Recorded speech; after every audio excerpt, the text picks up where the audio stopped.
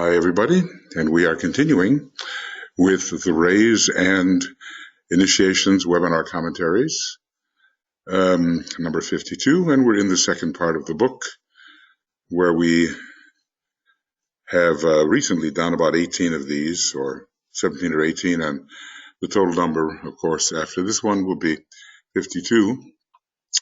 We've reached a point of summary.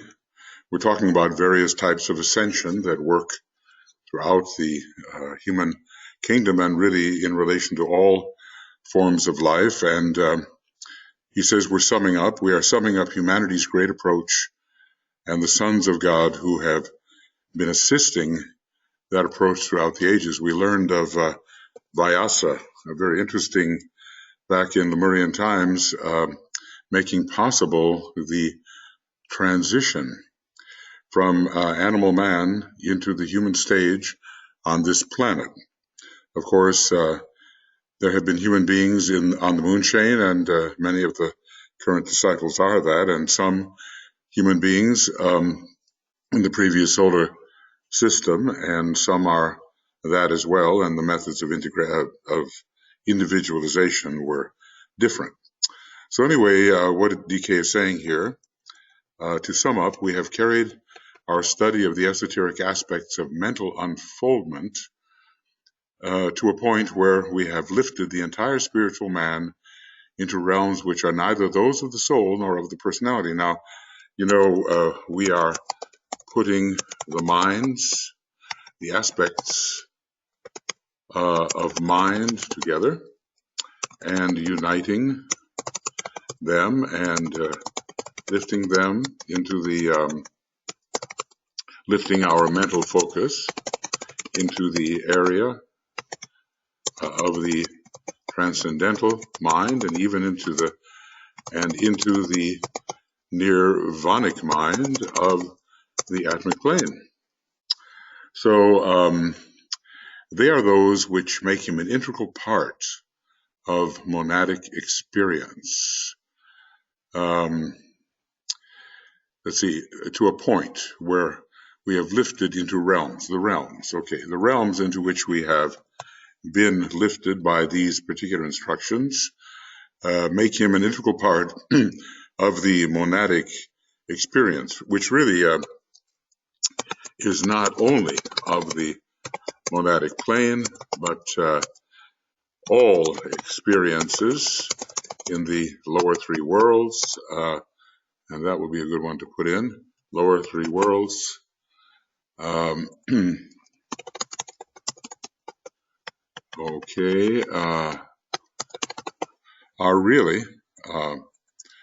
really monadic experiences. Are really, I call them attenuated monadic experiences. Okay, I think EXP would be a good one too, don't you? Experience. And EXPS, obviously, plurals are needed, and we will go to experiences. Okay.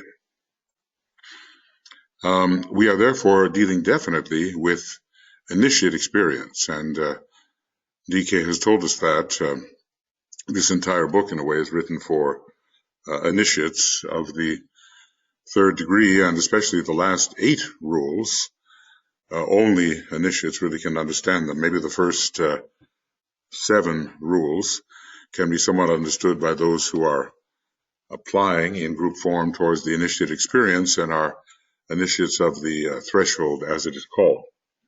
That the personality remains as an instrument or vehicle of expression for the one universal soul in its many personality aspects upon the physical plane has been duly emphasized. At least for the first degree, personality remains. In the fourth degree and afterwards, the personality may be a MVR, Maya Virupa. Okay, that the soul per se has been lost to consciousness in the sea of universal realization has also been made clear. In other words, our individuality Okay, individuality. Let's see if we got that yet. No, we don't. So we're going to have that as well, INDT, and that will be our individuality. The soul per se, meaning I'll call it that stage of monadic consciousness, which is functioning through the higher mental matter gathered on the second and third subplanes of the higher mental plane. Anyway, that the soul per se, in the soul in the egoic lotus, consciousness in the egoic lotus with its individual limitations, has been lost to consciousness, and the sea of universal realization has also been made clear. I love that expression, the sea of universal realization. Well, you know, if we have increasing realization of the nature of the solar system, it is in a way universal realization, because the solar system is sometimes called a universe, and galaxies are called island universes. So not all the time that the term universe and universal are used does it represent the grand entirety of all that is in objective manifestation. And by objective, I mean that which is outside the range of the absolute, although nothing really can be, but that which has been extruded from the absolute and which has demonstrated as an aspect of the absolute. That the state of being which the initiate has now reached as a result of the 6 stages of conscious building of the antakarana, I mean, maybe for some people, a kind of antakarana is unconsciously built over a much longer time, has been detailed. We might say that some build the antakarana unconsciously, CNSL, okay, unconsciously. I wonder, oh, well, it's hardly worth doing, is it? But let's see, UNCNSL, unconsciously, UNCONL, okay, we've got it already. CONL,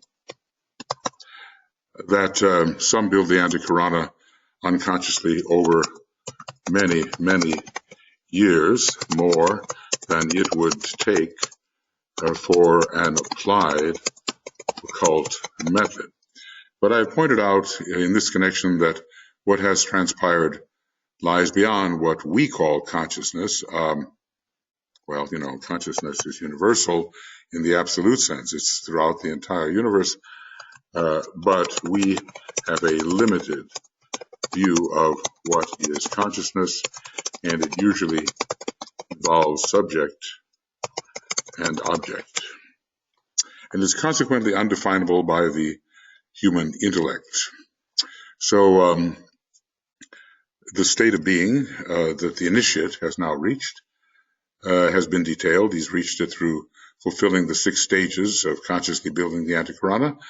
And DK has pointed out in this connection that what has transpired lies beyond what we normally call consciousness. Consciousness as we know it, but consciousness with the capital C, or all in caps, is a much bigger thing, and is consequently undefinable by the human intellect, although greater intellects than ours, I think, can define it. We have dealt with certain high stages of unfoldment which remain impossible for any human comprehension outside of those, capital D, who can function in the Courts of Shamballa. So we are approaching in these instructions the realizations of Shamballic consciousness, or awareness, as it is sometimes called. We have to be careful, you know. Consciousness is the term abrogated when it is suffering from the limitations of human limitations. But we also have to realize, DK talks about the consciousness of the planetary logos and the consciousness of the solar logos, and, you know, and beyond, of course. So that term cannot be thrown away and we cannot be told we are done with consciousness once we begin to enter the higher realms of our energy system, whither the techniques lead. We are only dispensing with consciousness as the normal human being knows it, and have entered a stage of consciousness or awareness which is not subject to the limitations of the average human intellect. When these stages have been passed, then the goal of all evolutionary processes has been reached as far as humanity is concerned. The individual has entered the Courts of Shamballa, or has reached their equivalent in other ways. Okay. Equiv, I think would be a good one. EQUIV, equivalent. EQUIVALENT. And equivalence, EQUIVC, equivalence. Equivalence, okay. One day we will all have these. Equivalence, pulled equally in either direction. These concepts cover our presentation of truth and our theme up to the present point. Further we cannot go, for it would be profitless. And, there's 10,000 things DK could discuss that we could not assimilate, nor would the human constitution prove adequate to the imposed task, even if one tried to impose the task. So DK remains practical, even though there would be many more things of interest to discuss, but that would be a waste of time, really, because we are meant to help change the world more towards the reflection of the archetype in the world of being. And why just talk about delightful things which have no possibility of working out on the physical plane, or if not of working out, but at least stimulating physical plane process, or personality planes processes, or soul planes processes in such a way that some beneficent change can occur. I have in these previous sections carried our theme to the point where it climaxes all that has been given out, hitherto been given out, anent the human mind and its capabilities. Oh, that's an amazing statement, isn't it? How far can we go? Some people are satisfied with fancy and with estimations of things which are distortions of the real, but not here. The theme to the point where it climaxes all that has been hitherto given out anent the human mind and its capabilities, the human mind especially. Maybe how much has been spoken of buddhi or of atma, maybe not so much, but at least the mind is the focus of that which we call man or manas at present. I've indicated the method whereby the mind, trained in meditation and therefore soul conscious, and that is the first step to be conscious of the soul, can, through the construction of the antakarana, it's an interior imaginative construction, reach heights and stages of inclusiveness which will introduce it to certain aspects of the so-called universal mind. Well, this is perhaps beyond atma. Sometimes we can say that atma is the lowest expression of the universal mind, being found on the third cosmic physical subplane.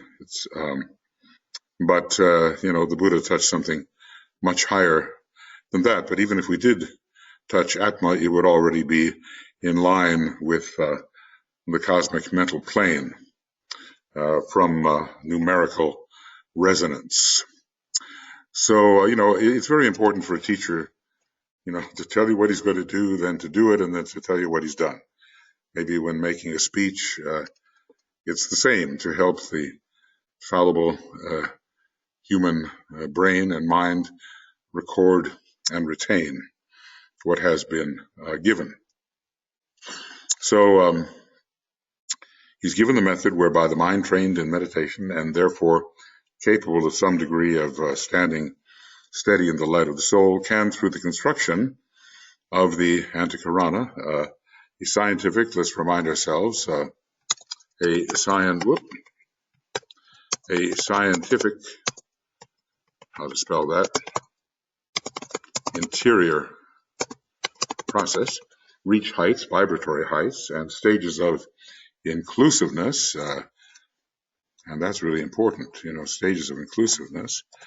We might say that each superior plane gives a more inclusive realization than the one foregoing, or previous, the one, let's say, previous, and which will introduce to it certain aspects of the so-called universal mind. I don't know if he's ever been specific about that.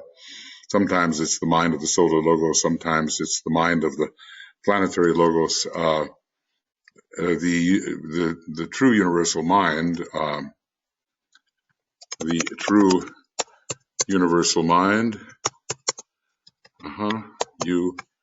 UNM.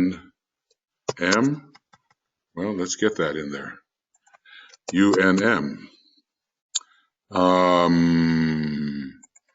UNM. And that will be the true universal mind lies on the cosmic mental plane. And maybe for the, for the planetary logos, it might be the lower levels of the cosmic mental plane, and for the solar logos, the higher levels, because the solar logos is more developed that way. I mean, think of an initiate of the first degree who's a human being. How much does he reach of the higher mental plane? Well, maybe as an initiate of the first degree, a little bit, but he's mostly focused in the lower four subplanes. And maybe that's true of a non-sacred logos like our planetary logos, who has not yet taken the second cosmic initiation, whereas the solar logos has, that the planetary logos is still focused on the lower four levels of the cosmic mental plane, and the solar logos has penetrated further into the higher mental levels. Okay, those are just words, speculations, but give us an idea, because excuse me, our solar logos is working on cosmic mind now and is attempting to become a transfigured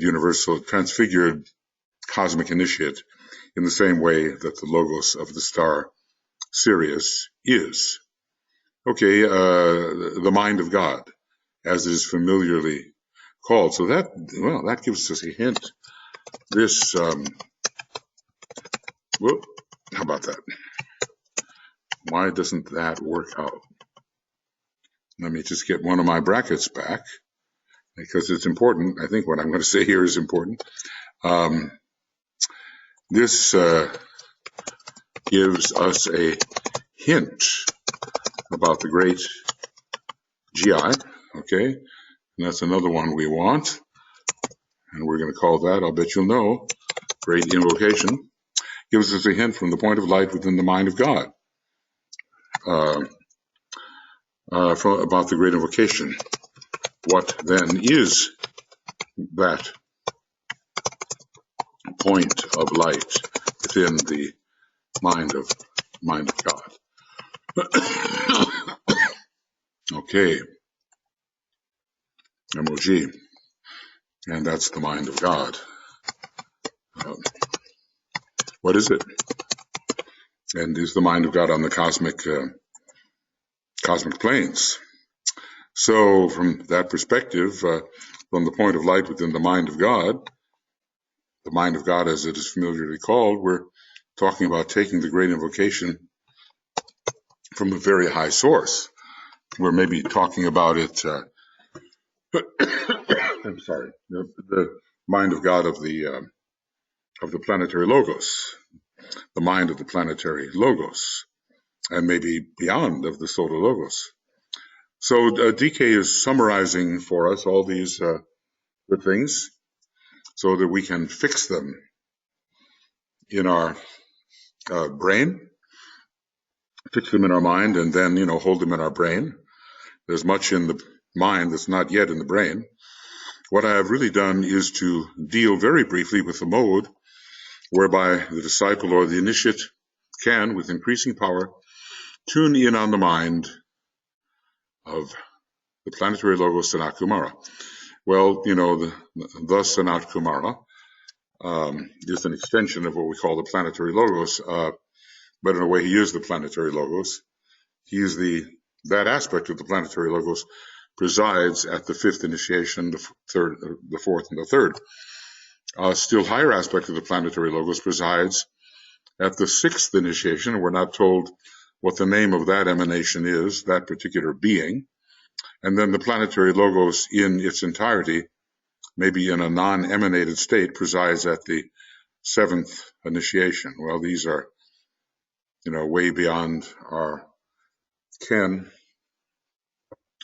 when we can barely imagine what it's like to stand before the Christ in the interior chamber for the first two initiations. But at least it gives a continuing structure that we can think about and realize that we will meet ever greater intensities of life, love, and intelligence on our initiatory path. So what I've really done is deal with the mode whereby the disciple can, with increasing power, tune in on the mind of Sanat Kumara. And we might say all this depends on the building of the antakarana. It's such a, it seems like such an abstract and abstruse process, but without it, we just don't reach those heights that we are intended to reach, those levels of higher vibration which open up the inner worlds and give us a far more inclusive and participatory realization. Okay, just as the disciple can, when soul conscious, tune in on the mind of his master, and you might say the disciple is then an aspect of the ashram. Okay, and there's another one. I just didn't realize how many I had. And I suppose there should be one that gives us the plural. Ashrams, ashrama. Okay, just as the disciple, who's not yet the initiate, can tune in on the mind of his master, he's standing on the periphery of the ashram or within it.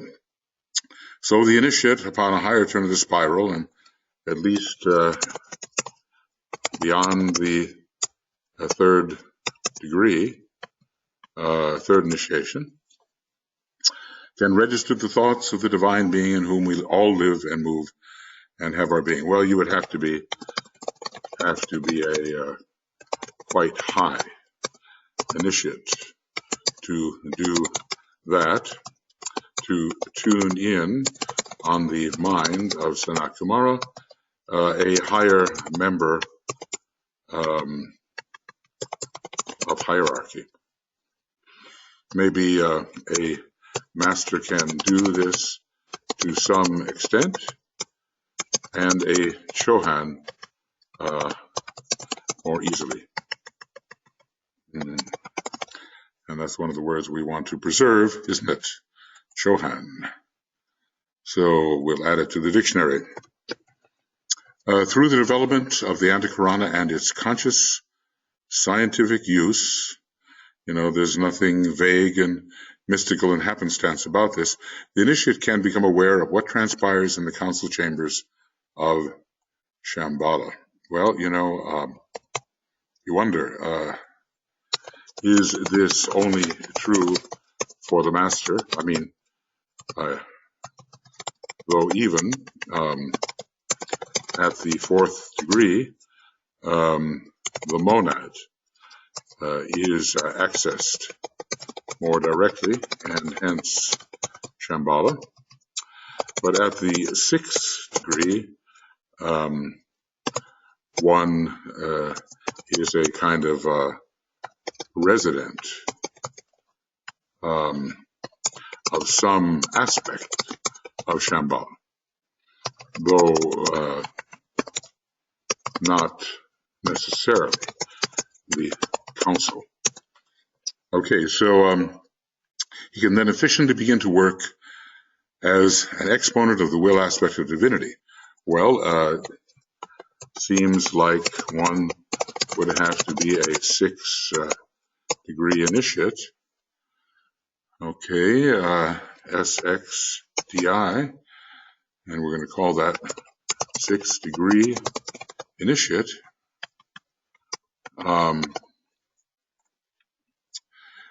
Like the Christ, to do this, but even though a master cannot yet walk with impunity into the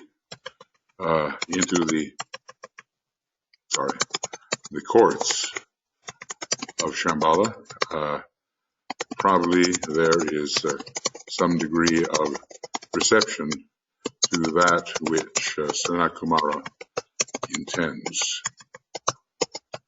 Well, those are higher matters, and we can't know with fullness. The master is still technically a human being, The master is TQL, technically a human being, and the Chohan is beyond that stage. As we are told, I think in the Atma Manazad, the Masters, it's either Rule 6 or Rule 7, TQL. So we'll call that technically. All right. Yet all this time, we have confined ourselves entirely to the consideration of the mind aspect in its three phases upon the mental plane, and with their extension into states of being unknown to all except trained disciples and initiates. Okay, does this mean that our elevation of the mind stops at some point? For instance, the mental permanent atom, or the transcendental mind of Buddhi, perhaps. For instance, FORE, okay, for instance, right. So we've confined ourselves to a mental operation. We really can't do anything else. We cannot manipulate Buddhic energy. We can receive Buddhic energy, but not manipulate it yet. Maybe the masters can do that, because they are focused on the Buddhic and atmic planes. And we are only recipients of those energies when we have done the proper preparatory work. It has been my intention thus to give a theoretical, though not yet practical, insight into the modes of activity and possible states of being to which you can someday aspire and eventually attain when you become a master, and focus normally on the Buddhic plane, BDP, and we'll call that BUD, and and on the atmic plane. Well, this is not for us yet. We're going to do well to focus on the higher mental plane and to be able to enter the consciousness of our accumulations in the causal body, and eventually to enter the realm of the abstract mind. I think, I don't think Einstein and his type ever built the antakarana consciously in an occult way, but he and others certainly penetrated into the abstract mind and probably into the realm of the intuition, because the antakarana, while now being built consciously, has been being built all along in a much slower way through the power to think abstractly. That's the, sort of the other triangle that we find. There we go.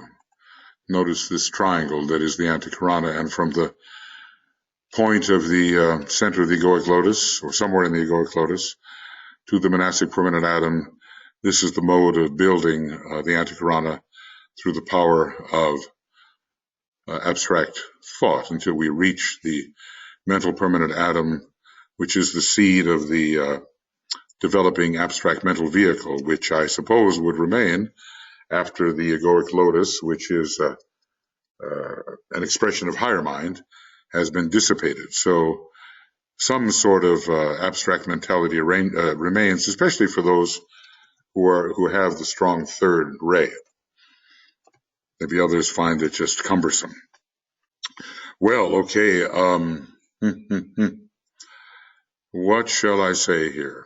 We're about ready to start something called the meaning of the initiatory process. And even